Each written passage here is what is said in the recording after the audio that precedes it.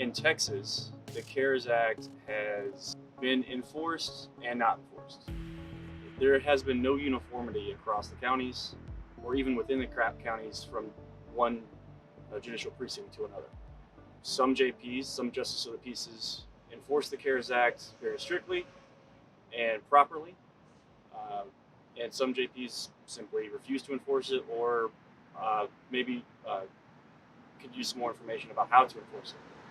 Any time the property is receiving some sort of federal benefit, you can assume that it's covered and make a really good case for it in court that it's covered.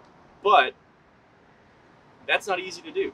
First off, you have to know as a tenant, you have to know your rights, that the CARES Act might apply to you, and then be able to find out on one of the few databases that exists whether or not your property is covered. And even then, to prove it in court, the best way to do it is to get a physical copy of the deed that says it's a Fannie Mae property or FHA property, right?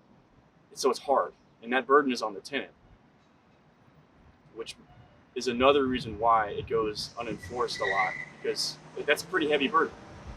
And as expected, most tenants just don't know their rights and don't know how to do that.